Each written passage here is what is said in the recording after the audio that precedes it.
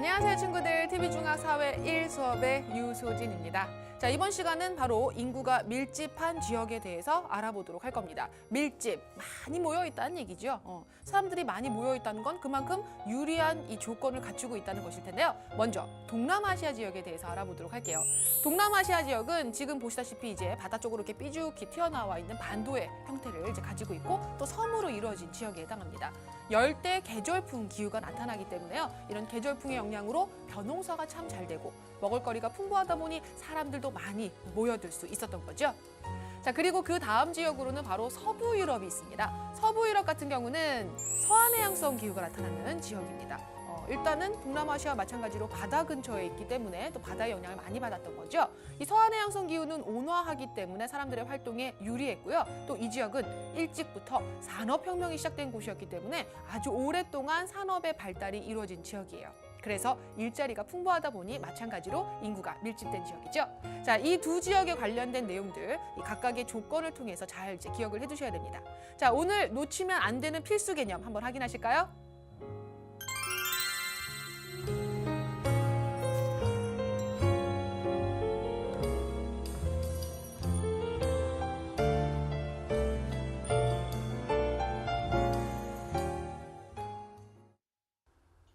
자, 여러분 저를 보세요.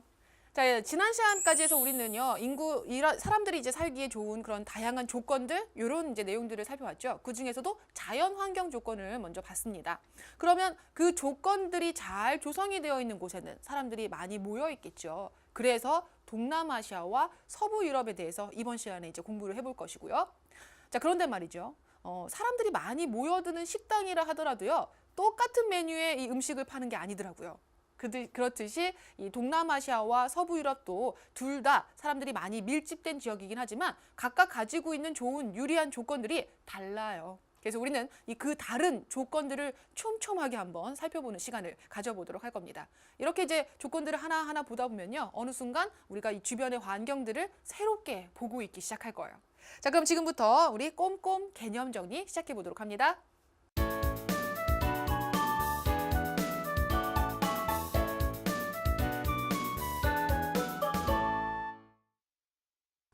자, 지금 동남아시아의 지도가 보여지고 있습니다. 동남아시아는 전체 세계 지도로 확인을 해봤을 적에 유라시아 대륙의 동남쪽에 위치하고 있습니다. 보이시죠? 이 동남아시아가 위치한 이 곳은 인도양과 그다음에 태평양 사이예요. 그래서 지금 확대를 해보면 여기 인도양과 태평양이 지금 보여지고 있죠. 자, 인도양과 태평양을 사이에 두고 육지에서부터 이렇게 쭉 나와 있는 형태로 이제 이루어진 국가가 바로 이 동남아시아고, 그러다 보니까 육지로도 바다로도 굉장히 진출하기에 용이한 그런 이제 공간을 가지고 있습니다. 그리고 정말 많은 섬들로 이루어진 지역이죠. 그리고 여기서 또 하나 우리가 살펴봐야 될 것이 뭐냐면 요거죠. 이게 뭐죠? 적도죠. 바로 적도. 자, 적도가 지나가는 지역은 더워요. 그렇죠? 그래서 우리가 이 지도를 통해서 일단 적도가 통과하기 때문에 이 동남아시아 지역에서는 열대기후가 나타날 것이라는 것도 파악해 볼 수 있습니다. 자, 지형적인 모습과 그다음에 기후적인 특징들을 이제 간략하게 한번 지도로 살펴봤고요. 이제 본격적으로 그 내용 들어가 보도록 하겠습니다. 동남아시아의 자연 환경은요, 계절풍 기후 지역이면서 넓은 평야를 가지고 있어요. 이 두 조건 모두 우리 지난 시간에 좀 정리를 해봤었죠. 벼농사의 발달에 유리한 조건이에요. 벼농사를 지으려면요, 일단 벼의 이 생육 조건, 자랄 수 있는 조건이요, 아주 덥고 비도 많이 오는 그런 기후가 좀 채워져야 됩니다. 그리고 당연히 평야지대, 이런 편안한 땅에서 농사가 잘 되거든요. 그래서 그러다 보니까 이 두 조건은, 자연환경이 좋은 조건은 벼농사를 잘 될 수 있게 해줬고, 벼가 잘 자라다 보니까 식량이 풍부하고, 이 벼라고 하는 농작물은 이따가 다시 배우겠지만 다른 이 농작물들보다도 훨씬 더 많은 사람들을 배부르게 해줄 수 있는, 이 단위 면적당, 똑같은 면적에서 다른 작물들과 비교해 봤을 때 훨씬 더 먹을거리를 많이 제공하는 그러한 이 농작물에 해당합니다. 자, 그러면 그 자연환경 중에서 계절풍 기후에 대해서 조금 더 자세하게 알아보도록 할게요. 아주 중요한 내용입니다, 여러분. 요 지도 진짜 시험 문제에서 많이 만날 수 있어요. 이 계절풍 기후라고 하는 건 다른 게 아니라 계절에 따라서 바람의 방향이 다 바뀌는 거예요. 이유가 뭐냐? 육지와 바다의 온도 차이 때문이라고 했어요. 자, 여러분들 이 온도가 뜨거우면요, 공기가 많이 모여있기 힘들어요. 공기가 막 퍼지는 성격이 있어요. 그리고 온도가 차가우면 공기들이 이렇게 응집되는 그런 성격이 있습니다. 모일 수가 있어요. 자, 그러다 보니 차가운 지역이 더운 지역에 비해서 공기가 많이 모여있고 그래서 고기압이 형성이 돼요. 고기압에서 저기압 쪽으로 바람이 흘러가거든요. 자, 여러분들은 이제 나중에 과학 시간에 조금 더 자세하게 배울 겁니다. 우리는 고기압에서 저기압으로 바람이 불어간다. 이 정도만 기억해 주시면 되겠어요. 자, 그때 좀 시원한 쪽에서 고기압이 먼저 형성된다고 했었죠. 그러다 보니까 여름에는 바다하고 육지 중에서 바다가 더 시원해요. 그래서 바다 쪽에서 육지 쪽으로 이렇게 바람이 쭉 불어 올라가는 거죠. 그래서 바다에서부터 바람이 가고 있다 육지 쪽으로. 그러면 아, 이거 여름에 부는 계절풍이구나 라고 알아두시면 되는 거예요. 자, 그리고 겨울에는요, 반대로 육지 쪽이 바다 쪽보다 훨씬 더 차가워집니다. 그래서 육지에서부터 고기압이 형성돼서 바다 쪽으로 바람이 불어가게 되죠. 그래서 이렇게 바람이 불어가면 아, 이거 겨울이구나 라고 파악하시면 되는 거예요. 여러분들 생각해 보세요. 여름 방학이 되어서 너무 더워요. 그때 이제 가족끼리 여행을 이제 생각한다면 아, 더우니까 우리 시원한 곳으로 가요 라는 얘기를 하겠죠. 그래서 찾는 곳이 어디예요? 바다입니다. 바다는 땅보다, 이 육지보다 훨씬 더 천천히 이제 뜨거워지다 보니까 육지에 비해서 덜 더운 거죠. 그래서 바닷바람이 이제 시원하게 느껴지는 거예요. 자, 그때 바다에서 불어오는 바람이다 보니까 어떨까요? 습해요. 그래서 여름철의 이 특징은 바로 습하다. 비가 많이 온다는 거예요. 비가 많이 오기 때문에 다습이라고도 얘기합니다. 다습. 정말 이제 습기가 많다. 자, 그다음에 반대로 겨울철에는 이제 육지가 훨씬 더 빨리 차가워지죠. 그죠? 그래서 육지 쪽에서 바람이 불어오는데 위도가 또 위쪽에 육지가 있다 보니까 더더욱이나 차가운 바람이 불어옵니다. 거기다 육지 쪽에는 물기가 없어요. 바다가 없잖아요. 그죠? 육지잖아요. 말 그대로. 그러다 보니 수분이 많지 않은 바람이 불어와서 건조합니다. 자, 그래서 이 계절풍 기후 지역에는 여름에 비가 많이 오고 겨울엔 비가 적게 오는 거예요. 자, 근데 아시다시피 동남아시아는 적도가 통과 있고 열대 기후이면서 계절풍의 영향을 받는 거죠. 그렇죠? 그러다 보니까 열대 기후는 그냥 1년 내내 더워요. 1년 내내 더운 건 거의 그대로고요. 대신에 이 건기와 우기의 구분이 생기는 거예요. 그래서 이 여름철에는 우기, 비가 많이 오는 시기가 되겠고요. 그다음에 겨울철에는 건기, 비가 좀 적게 오는 시기가 되는 거죠. 이런 건기와 우기가 존재해 줄 때 벼농사는 훨씬 더 잘 된다고 합니다. 그래서 이들 지역에서 벼농사가 잘 될 수 있는 이유라는 거 기억해 주시고요. 참고로 하나 더 알려드릴게요. 여러분들 이 동남아시아 지역 같은 경우는 워낙에 아름다운 자연 환경과 이 좋은 기후 조건 때문에 관광에 이제 그 관광객들이 많이 찾게 되죠. 그것도 해외에서부터 많은 외국인들이 온단 말이에요. 그때 동남아시아 지역에서 정말 제대로 이 관광을 하기 위해서는 뭐 코끼리도 타볼 수 있겠고 아니면 바다에서도 놀 수 있겠고 그다음에 뭐 계곡도 가보고 해야 되잖아요. 비가 많이 오면 이거 다 할 수 있을까요? 못해요. 그래서 관광을 갈 때 바로 우리나라의 겨울철에 이들 지역으로 가면은 아주 관광의 성수기가 되거든요. 그때 제대로 또 재미있게 이제 여러 가지 체험 활동도 해볼 수 있을 겁니다. 꼭 기억해 두세요. 보통 우리나라에서는 여름철에 관광을 많이 가다 보니까 그러다 보니 이 동남아시아 지역에 이 진면목을 제대로 못 보고 올 수 있어요. 아, 동남아시아 지금 갔더니 그냥 내내 비만 오던데요. 나 아무것도 못했어요. 이런 이제 얘기가 안 나올 수 있었으면 좋겠습니다. 꼭 한번 계절을 잘 파악하셔서 이 건기와 우기를 좀 확인하시고 가보시면 좋을 것 같아요. 자, 다음으로 가보겠습니다. 이번에 자연환경의 넓은 평야. 그래요. 지형적으로는 평야를 또 가지고 있어요. 이 동남아시아 지역은 남북 방향으로 이렇게 산맥이 존재하고 그 산맥에서부터 쭉 하천이 흘러가서 이제 그 태평양 쪽으로 빠져나갑니다. 그러면서 메콩강, 자오프라야강, 이라와디 강들은 흐르면서 계속 퇴적 물질을 쌓아두며 충적 평야를 만들었던 거죠. 이 충적 평야들은 퇴적 물질이 쌓여서 만든 평야이기 때문에 굉장히 비옥합니다. 토질이 아주 좋아요. 농사를 짓기에 좋은 거름기가 많은 그러한 이 흙이거든요. 자, 거기다가 이 충적 평야 중에서도 가장 비옥하고 이 토질이 아주 이제 그 고운 입자를 가진 그런 이제 그 평야가요. 삼각주 평야거든요. 마지막에 하천이 이렇게 바다를 만나면서 이 입구가 넓어지죠. 그죠? 하구가 넓어지죠. 그때 퇴적 물질을 쫙 이렇게 뿌리는데 그렇게 해서 만들어지는 삼각형 모양의 평야를 삼각주 평야라고 합니다. 그 삼각주 평야가 또 발달해 있기 때문에 이 지역에서는 정말로 벼농사가 참 잘 된다고 해요. 계절적으로 계절풍의 영향을 받는 데다가 기후적으로 열대 기후이고 평야 지역까지 있다 보니까 1년에 2번에서 3번까지도 벼농사가 가능하다고 합니다. 꼭 기억해 두도록 하시고요. 자, 농업에 대해서 그럼 이제 본격적으로 알아볼게요. 이 동남아시아가 사람들이 많이 모여 살 수 있었던 가장 큰 조건은 벼농사예요. 곧. 그래서 앞에서 배웠던 자연 환경도 결국은 이 벼농사가 잘 된다는 걸 강조하기 위해서 배웠던 거죠. 우리가 일반적으로 열대기후 지역이라고 하면 너무 덥고 습해서 사람들이 살기 불리한 조건으로 배웠어요. 하지만 그럼에도 불구하고 벼농사가 잘 되다 보니까 그러다 보니까 우리가 인구가 밀집되어 있는 이런 모습을 볼 수 있는 거죠. 그래서 조건이라고 하는 게 우리가 배웠던 조건을 완전히 딱 들어맞게 이 유리하고 불리하고가 나타나는 게 아니라는 거 좀 기억해 주셨으면 좋겠습니다. 자, 벼농사 한번 들어가 봅시다.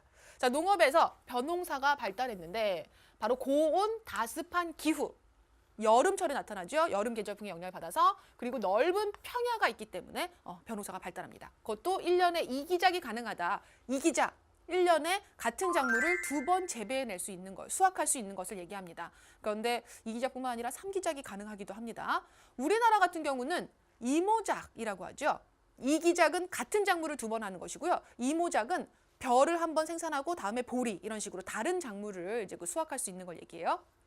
자, 다음으로 갑시다. 이제 특징인데요. 벼농사의 특징입니다. 이 농업 활동의 특징. 먼저 가족 중심의 자급적 농업이 일반적이에요. 자급. 스스로 열심히 농사짓고 스스로 우리 가족 배불리 먹기 위한 그런 농업이죠. 그죠? 그래서 우리 가족을 위한 농업이에요. 자급적 농업. 그리고 벼농사를 짓기 때문에 인구 밀도가 높습니다. 이 얘기는 뭐냐?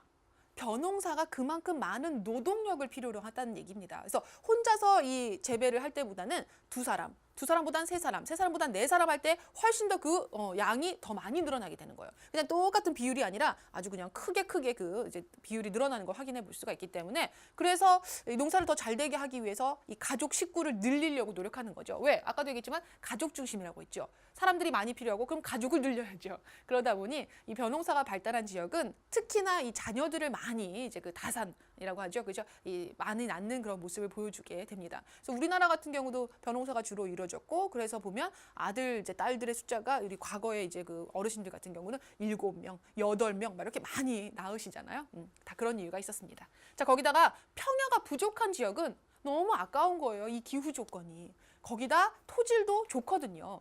인도네시아라든지 필리핀과 같은 지역이 이 동남아시아 지역에서 산지가 많아서 이 평야가 좀 부족한 지역에 해당합니다. 하지만 화산 지형이 많고 이 화산재가 아주 비옥한 거름이 될 수 있다 보니까 이걸 어떻게 했느냐. 산지를 깎아서 계단식 논을 만들어 버렸어요. 산을 갖다가 이렇게 경사가 있으니까 농경지를 못 만드니까 이거를 편편하게 계단처럼 이제 일부분들을 이렇게 깎아낸 거죠. 그렇게 해서 엄청난 규모의 이 논을 만들어서 또 벼농사를 짓는 모습을 볼 수 있습니다. 자, 그럼 요거 한번 사진으로 보도록 하실까요? 자, 지금 동남아시아의 계단식 논이 보여지고 있습니다. 지금 이렇게 계단처럼 평지를 만들었지만 실은 이게 다 깎아지를 듯한 경사를 가졌던 산이었던 거죠. 아주 오래전 고대부터 이러한 이 농경지들이 만들어 왔다고 해서 이건 정말 믿을 수 없는 일이다. 그래서 세계에 불가사의한 일들 중에 하나입니다. 정말 대단한 규모로 만들어진 계단식 논이고요. 여기서 생산되는 쌀을 이용한 이제 그 음식을 또 볼 수 있는데요. 이 쌀이 바로 인디카종의 아주 길쭉한 그런 쌀이 이제 보여지고 있어요. 끈기가 좀 적어서 볶음밥 같은 걸로 해서 많이 먹는데 이제 훅 불면 날아갈 듯한 뭐 그런 이제 그 쌀알이라고 하죠. 자, 이렇게 해서 우리 이제 그 벼농사에 대해서 한번 살펴봤고요. 이제 산업화에 대해서도 한번 공부를 해볼까요? 동남아시아 지역 또한 농업 뿐만 아니라 다른 이 2차 산업, 공업과 서비스업도 점점점 발전해 가고 있습니다. 자, 공업화 도시화로 인해서 인구도 함께 성장하고 있는데요. 그 산업화의 시작을 봤더니 1980년대 이후예요. 1980년대 이후면은 실은 얼마 되지 않았잖아요. 그죠? 뭐 어떤 나라들 같은 경우는 저 유럽 지역 같은 경우들은 이따가 배울 테지만 산업혁명이라고 해서 이제 산업이 아주 그냥 급진적으로 발전해가는 그 시기, 막 공업화가 이뤄가는 그 시기가 18세기 후반으로 뭐 지금부터 한 200, 300여 년 전으로 거슬러 올라가거든요. 근데 1980년대라고 하면 그렇게 기간이 많지가 않단 말이에요. 왜 이렇게 늦게 이 발전을 시작했냐면 이 동남아시아 지역도 과거 유럽의 식민 지배를 받았었습니다. 동남아시아 지역의 타이라고 하는 한 나라를 제외한 모든 지역이 다 유럽의 식민 지배를 받아요. 영국, 뭐 미국, 프랑스, 네덜란드 이런 나라들이 와서 오랫동안 식민 지배를 하고 또 많은 착취를 당했겠죠. 자, 그리고 나서 이제 스스로 공업화를 이제 시작하게 된 건 1980년대 이후가 되는 거예요. 그러다 보니 아직도 산업의 발달 정도가 아주 뛰어나지는 않고 경공업 위주. 경공업은 이 풍부한 노동력을 바탕으로 아주 높은 기술이 없어도 사람들의 이 노동력으로 이 조립가 같은 것들을 통해서 만들 수 있는 가벼운 형태의 그런 물건을 만들어내는 공업을 얘기합니다. 자, 그리고 대신에 풍부한 지하 자원을 많이 가지고 있습니다. 이들 동남아시아 지역에서는 천연가스도 굉장히 많고요. 다양한 광물 자원도 많이 나오기 때문에 이것과 저렴한 노동력을 바탕으로 계속해서 열심히 노력하고 있는 그런 모습을 볼 수가 있고요. 자, 도시화가 되다 보니까 일부 도시 지역의 일자리가 풍부해지고 또 많은 젊은이들이 이 도시로 이주해 가는 모습도 함께 나타나고 있습니다. 그래서 이 대도시에 너무나도 많은 인구가 집중되고 있는 것이 실은 또 좀 문제에 해당하는 그런 모습을 볼 수가 있습니다. 자, 이렇게 해서 동남아시아 지역에 관련된 내용을 정리해봤고요. 여기에 또 이 해당하는 문제를 하나 풀면서 내용 점검을 해보도록 할게요. 교재 37쪽 3번 문제를 한번 같이 풀어보겠습니다. 쌀이 다른 곡물에 비해서 인구 부양력이 높게 나타나는 이유를 보기에서 고르라고 했습니다. 인구 부양력은 사람들을 먹여 살릴 수 있는 능력을 얘기를 해요. 아시다시피 쌀은 그렇죠. 똑같은 면적에서 생산을 한다 하더라도 다른 곡물에 비해서 더 먹을거리가 풍부하다고 많다고 했죠. 그죠? 생산량이 높거든요. 그걸 다른 말로 단위 면적당 수확량이 많다라고 표현합니다. 자, 그리고 쌀에는 영양소도 풍부합니다. 자, 세계적으로 가장 넓은 범위에서 재배되지는 않아요. 이렇게 정말 좋은 쌀이지만 아주 재배 조건이 까다롭다 보니까 고온, 다습한 이런 기후 조건 맞춰주면서 평야들도 갖추고 있어야 되고 또 아주 비옥한 토양이어야 해요. 그래서 그러다 보니 좀 일부 지역에서만 재배가 되고 있고요. 어떤 기후 조건에서든지 안 된다고 했죠. 그죠? 까다로워요. 자, 정답은 기역과 니은 1번을 골라주시면 되겠습니다. 자, 이번에는 38쪽의 8번 문제 한번 볼게요. 글의 빈칸에 들어갈 내용을 보기에서 한번 골라보도록 하겠습니다. 동남아시아는 1980년대 이후 이것과 이것을 바탕으로 산업화가 빠르게 이루어지고 있다고 했습니다. 배웠죠? 그래요. 풍부한 지하 자원 가지고 있고요. 거기다가 노동력이 아주 저렴한 노동력이 풍부한 편에 해당합니다. 자, 말레이시아, 인도네시아 같은 경우는 섬유나 전자조립 같은 경공업이 좀 주로 발달했고요. 자, 그리고 최근에는 외국의 자본과 기술도 막 활발하게 투자가 되면서 자동차, 석유화학 등의 중화학 공업의 발전도 조금씩 이루어지고 있는 추세라고 합니다. 자, 보겠습니다. 자, 그러면 정답은 저렴한 노동력 그리고 풍부한 지하 자원이 들어가야겠죠? 기역과 디귿. 2번이 바로 정답이 되겠습니다. 자, 이제는 또 다른 인구 밀집 지역으로 들어가 보도록 하겠습니다. 바로 서부 유럽이에요.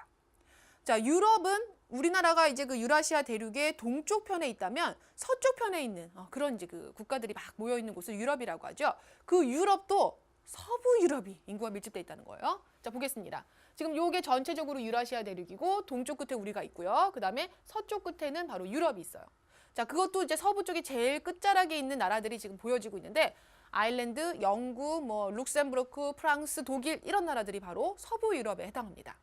요 위로 올라가면은 북부 유럽이 있고요. 그리고 좀 옆으로 가면 러시아라든지 이런 동부 유럽이 있고요. 아래쪽에 보여지는 에스파냐, 포르투갈, 이탈리아, 그리스 이런 나라들은 남부 유럽에 해당해요. 하지만 우리는 서부 유럽을 배우는 거죠. 서부 유럽은 보시다시피 일단 위도가 우리와 비슷합니다. 아까 유라시아 대륙에서 동쪽 끝에 우리가 있다면 쭉 서쪽 끝으로 가면은 유럽을 볼 수 있다 그랬잖아요. 위도가 비슷하니까 저쪽도 온화한 온대 기후가 나타나겠죠. 그러면서 바다에 또 접해 있어요. 그러다 보니 바다의 영향도 많이 받는 그런 특징을 보여주고 있습니다. 자, 그럼 서부 유럽의 자연 환경 한번 살펴볼까요? 자, 온대 기후가 나타납니다. 그런데 이 온대 기후 중에서도 서한 해양성 기후라고 하는 기후가 보여지고 있어요. 중요한 개념입니다. 서안, 서쪽의 해안 쪽에 해양성, 바다의 영향을 정말 많이 받는 그런 기후예요. 우리는 대륙의 동쪽에 있으면서 대륙의 영향을 많이 받는 기후가 나타납니다. 근데 여기는 바다의 영향을 많이 받아요. 이렇게 대륙의 영향을 많이 받고 바다의 영향을 많이 받게 됐을 때 각각 서로 다른 차이를 좀 보여주게 돼요. 요걸 여러분들이 좀 잘 기억을 해주시면 좋겠는데요. 일단은 편서풍이라든지 난류의 영향으로 이런 바다 영향을 많이 받는 기운이 나타납니다. 편서풍은 뭐냐면요. 둥근 지구는 자전을 하죠. 그죠? 24시간에 한 바퀴씩 이렇게 돈단 말이에요. 이게 돌다 보니까 항상 불어오는 바람들이 있습니다. 그 중위도 때에는 서쪽 편에서 동쪽 편으로 이렇게 불어가는 바람들이 있어요. 그걸 편서풍이라고 해요. 이 편서풍이 바람이 쫙 불면서 바다 쪽에 난류의 영향, 따뜻한 그 해류인 난류의 영향을 끼쳐주는 거죠. 여러분들 이렇게 생각하시면 되겠어요. 입에다가요 얼음을 물고 바람을 후 불면 찬바람이 나와요. 그죠? 그런데 입에다가 뜨거운 만두 하나랑 호빵을 넣고 나서 뜨거워 이렇게 불 때 뜨거운 김이 나오죠. 그런 거예요. 그러니까 따뜻한 해류가 흐르는 바다 쪽에서 바람이 쫙 불어오다 보니까 따뜻한 바람이 많이 불어오게 되는 거예요. 자, 그러한 특징을 보여주는 곳이 바로 서한 해양성 기후입니다. 그래서 연교차가 작고요. 그다음에 강수량이 연중 고른 특징을 보여주게 되죠. 연교차는 뭐예요? 1년 중에 그렇죠. 가장 더운 달과 가장 추운 달의 평균 기온의 차이고요. 근데 바다에서 항상 따뜻한 기온이 불어오다 보니까 겨울철도 온화하고 그리고 또 여름철은 시원하다고 했죠, 바닷바람이. 그래서 여름철은 또 이제 대륙의 동해안에 있는 우리보다는 좀 시원하고 그래서 그 차이가 크지 않은 연교차가 작은 그런 이제 기후가 나타납니다. 그리고 바다에서는 습한 바람이 불어오겠죠. 그래서 연중 그런 강수량이 고른 특징을 또 보여주는 거예요. 자, 그리고 넓은 평야가 발달해 있습니다. 바로 유럽 대평원이 서부 유럽부터 쭉 이어져 가고 있거든요. 이 대평원에선 당연히 농사를 짓기에 유리할 것이고요. 자, 그런 이유로 인해서 자연 환경적인 조건도 아주 꽤 좋은 조건을 갖추고 있는 곳이 바로 서부 유럽에 해당합니다. 자, 지금부터는요, 선생님과 함께 이 온대 기후 중 이 서한 해양성 기후의 특징에 대해서 좀 더 자세하게 알아보는 시간 가져보도록 하겠습니다. 자료의 샘물 속으로 들어가 봅니다.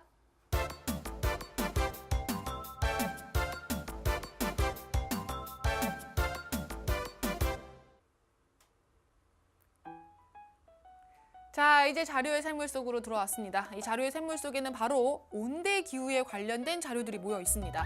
이 온대 기후는 다 같은 온대 기후가 아니에요. 지역별로 조금씩 차이가 있거든요. 지금부터 한번 보도록 하겠습니다. 자, 온대 기후의 종류입니다. 대륙의 서쪽에서는 바다의 영향을 많이 받는 서한 해양성 기후가 보여지고 있고요. 자, 그다음 지중해, 바로 이 지중해라는 바다가 이 아래쪽에 있는데요. 이 바다 주변에서는 지중해성 기후라고 하는 또 독특한 온대 기후가 나타나요. 여름철은 굉장히 고온 건조하고 겨울철은 또 온난 습유난 그런 특징을 가지고 있습니다. 자, 그다음 우리나라가 있는 이 동부 아시아 쪽에서는 계절풍의 영향을 많이 받는 온대 기후가 나타납니다. 이 계절풍의 기후를 받는 이유는 뭐냐면요. 대륙이 가까이에 있기 때문이고 이 대륙 쪽에서 겨울철엔 바람이 많이 불어오고 여름철엔 바다 쪽에서 바람이 불어와서 이 계절풍의 영향을 받는 대륙성 온대 기후가 또 나타나게 됩니다. 자, 그러면 바로 이 대륙성 기후가 나타나는 서울이라고 하는 지역과 서한해양성 기후가 나타나는 런던의 이 두 지역을 기후 그래프를 통해서 한번 비교해 보도록 할게요. 같은 온대 기후고 위도가 굉장히 비슷한 위치에 있는데요. 서울은 보시면 겨울철에 영하로 떨어지는 기온을 확인해 볼 수 있습니다. 빨간색 꺾은 선이 바로 기온을 표시하고 있죠. 자, 위로 올라가면 여름철에는 20도 이상, 30도 가까이 되는 굉장히 더운 기온이 나타나죠. 그래서 이 두 달의 차이가 굉장히 더운 달과 가장 추운 달의 차이가 굉장히 크게 나타납니다. 이게 바로 연교차가 크다라고 표현하는 거죠. 자, 그리고 강수량을 보시면 다른 계절에는 강수량이 많지 않다가 7월과 한 8월 정도 되면 아주 그냥 쭉쭉 올라가서 엄청나게 솟아오른 막대 그래프들을 볼 수가 있죠. 강수량이 여름철에 집중적으로 내린다는 걸 확인해 볼 수가 있네요. 자, 그래서 서울은 대륙성 기후가 나타나는 온대 기후 지역으로 런던에 비해서 연교차가 크고요. 강수량도 많은데 그중 여름철에 강수량이 집중돼 있다는 걸 확인해 볼 수 있습니다. 이유는요. 계절풍의 영향을 받기 때문이죠. 자, 그럼 런던을 보도록 할게요. 런던은 기온이 가장 낮은 달에도 영상으로 올라가서 겨울철이 우리처럼 많이 춥다고 느껴지지 않을 것 같아요. 그리고 여름에는요. 10도에서 20도 사이에 있는 비교적 우리나라에 비해서는 조금 더 시원한 여름을 만날 수가 있죠. 그 둘의 차이도 많이 크지 않습니다. 그래서 연교차가 작다라고 표현할 수 있겠죠. 강수량을 한번 볼까요? 연중 바다 쪽에서 바람이 불어오다 보니까 연중 비슷하게 보슬보슬 비가 내리고 있네요. 자, 그래서 연중 고른 강수량이 나타나고 있습니다. 특징을 정리해보면 런던은 서한해양성 기후의 영향이 나타나고요. 서울에 비해서 연교차가 작고 강수량은 연중 고르다라는 걸 확인해 볼 수 있습니다. 이유는 바로 편서풍의 영향을 받기 때문이었죠. 그래서 계절풍과 편서풍으로 인해서 같은 온대 기후 지역이지만 이렇게 차이가 난다는 거 꼭 기억해 두도록 하세요. 자, 특히 온대 기후의 이 두 지역 그래프들은 시험 문제에서도 자주 만날 수 있으니까 그래프 읽는 것도 꼭 기억합시다. 꺾은 선은 기온, 그 다음에 이 강수량은 바로 막대 그래프로 표시가 되고 있어요. 자, 여기까지 자료의 샘물 속이었습니다.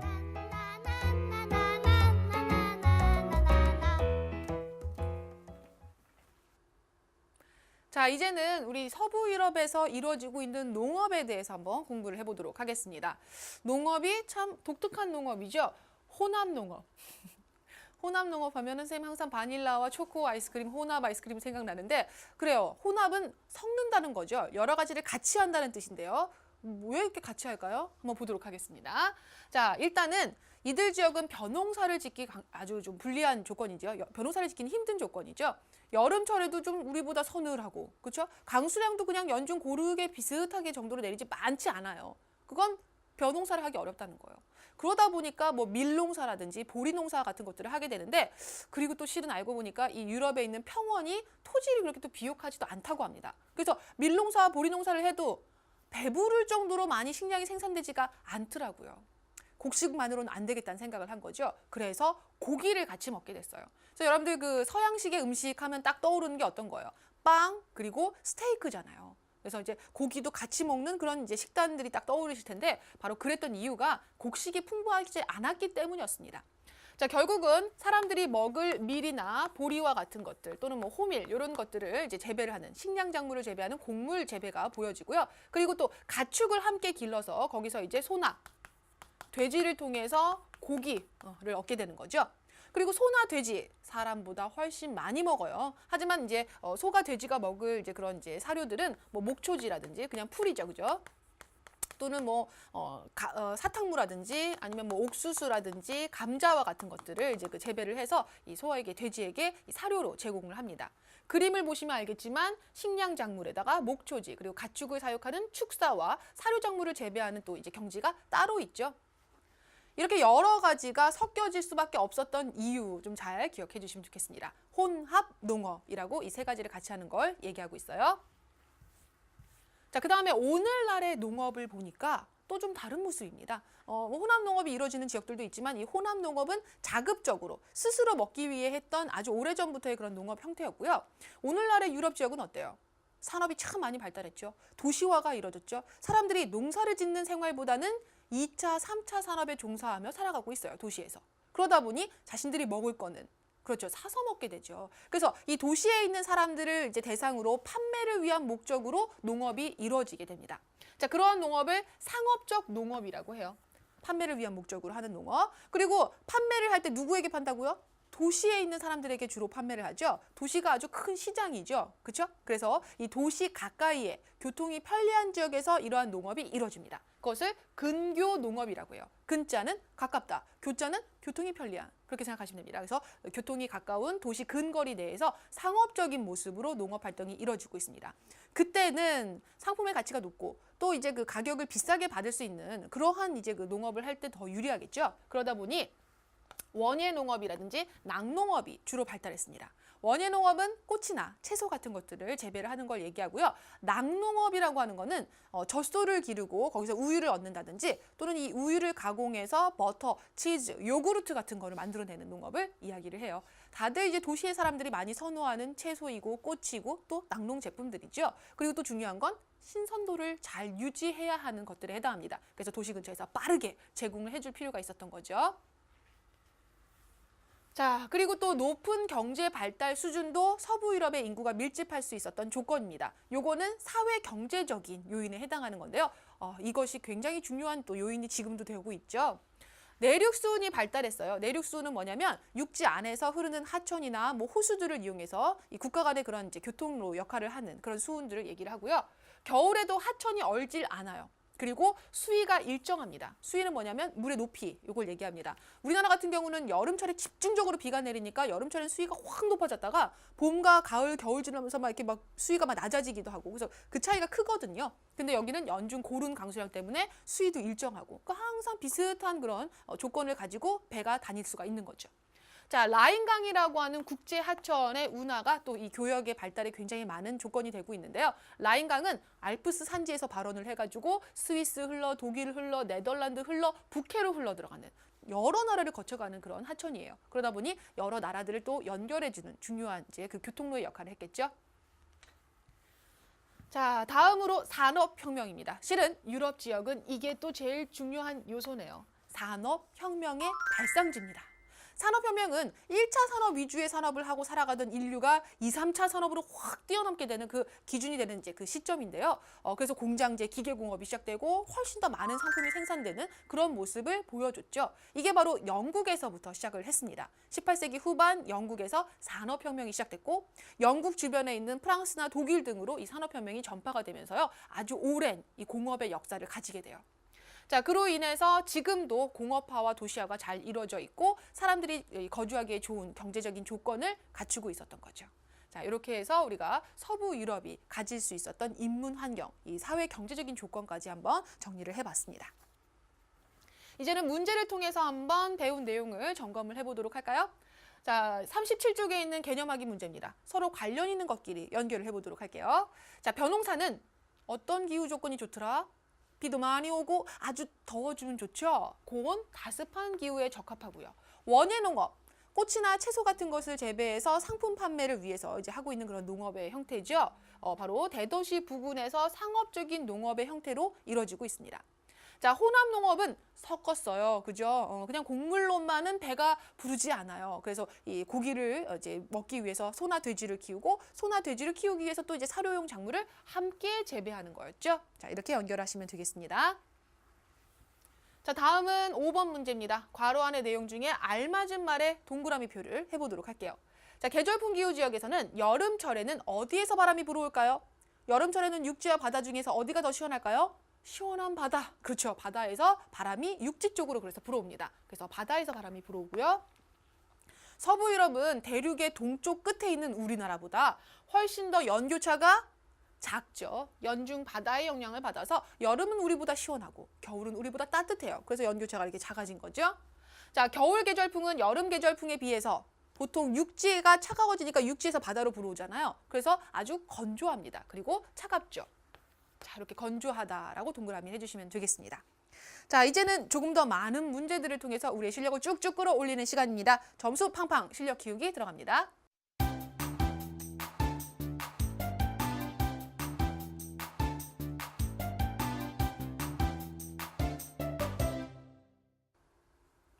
자, 첫 번째 문제는 38쪽 6번에서 7번에 해당하는 이 지도를 보고 문제를 풀어보도록 할게요. 자, 지도는 동남아시아 지역의 바람을 나타낸 것이라고 하네요. 동남아시아 하면 딱 이 바람 생각해줘야죠. 그죠? 자, 이를 보고 물음에 답해봅시다. 그래요. 바람의 방향이 달라요. 자, 가는 지금 바다 쪽에서 바람이 불어오고 있고 나는 육지 쪽에서 바람이 불어오고 있습니다. 자, 그러다 보니 여기는 덥고 습하고 여기는 덥지만 건조하죠. 바로 이때가 여름이겠죠. 가가. 그리고 나가 바로 겨울철에 불어오는 계절풍을 보여주고 있습니다. 자, 그래서 6번의 이제 답은요. 가와 나와 같은 바람의 명칭, 계절에 따라서 바람의 방향이 바뀌기 때문에 계절풍이라고 골라주시면 되겠고요. 7번 문제는 가와 나의 계절을 바르게 연결해 보는 거예요. 여름에는 바다가 더 시원해서 바다에서 바람이 불어오는 것이고 겨울에는 땅이 더 차갑기 때문에 이 육지 쪽에서 바로 바람이 불어오는 거죠. 그래서 각각 여름과 겨울이 들어가시면 되겠습니다. 보기 보실까요? 자, 가에는 여름, 그리고 나에는 겨울. 4번이 그대로 정답으로 이제 골라주시면 되겠습니다.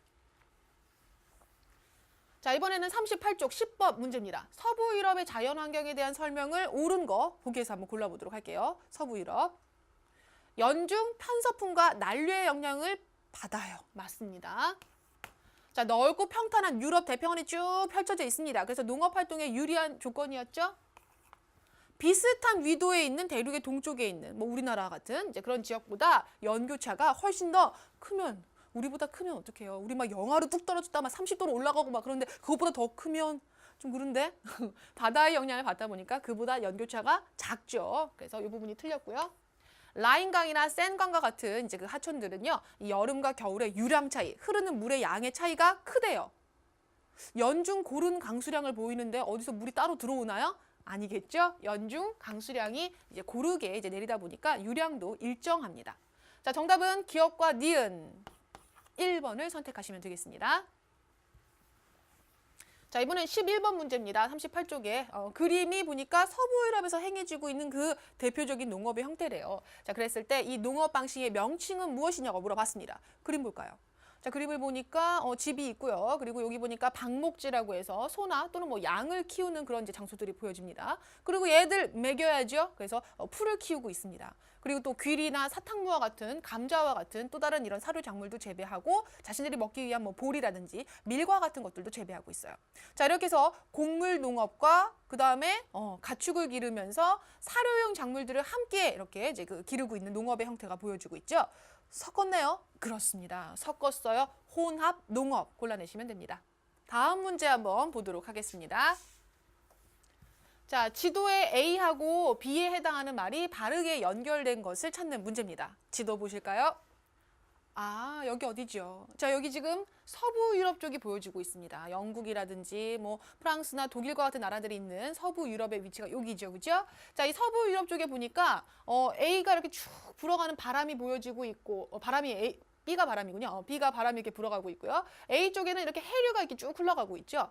자, 요 해류는 바로 북대서양, 대서양의 북쪽에 있는 바로 해류에 해당하고요. 난류라고 했습니다. 따뜻한 해류고요. 그리고 요 바람은 항상 서쪽 편에서 동쪽 편으로 불어가는 편서풍이죠. 자, 이 두 가지 때문에 연중 이 바다의 영향을 많이 받는 해양성 기후가 나타나는 곳이 바로 서부 유럽 지역이었습니다. 대륙의 서쪽에서 해양성 기후가 나타나니까 서한 해양성 기후였죠. 자, 그렇다면은 바로 북대서양 해류와 편서풍이 그대로 쓰여 있는 3번이 정답이었습니다. 자, 이렇게 해서 뭐 다음 보기는 뭐 보실 필요도 없이 3번이 정답이었고요. 이제 우리 서술형 문제 함께 또 풀어보도록 할까요? 자, 서술형 문제 1번입니다. 동남아시아 지역에서 벼농사가 발달할 수 있었던 이유를 조건을 두 가지만 써보라고 했습니다. 벼라고 하는 이 작물의 생육 조건을 잘 기억하시면 되겠죠. 굉장히 고온 다습한 조건이 필요합니다. 그리고 평야가 있어야 더 잘 되고요. 노동력을 많이 필요로 해요. 자, 그래서 정답은 기온이 높고 강수량이 많은 기후가 필요하고요. 대하천 주변에 넓은 평야가 발달했기 때문에 또 동남아시아에서 벼농사가 발달했습니다. 게다가 노동력도 풍부하죠.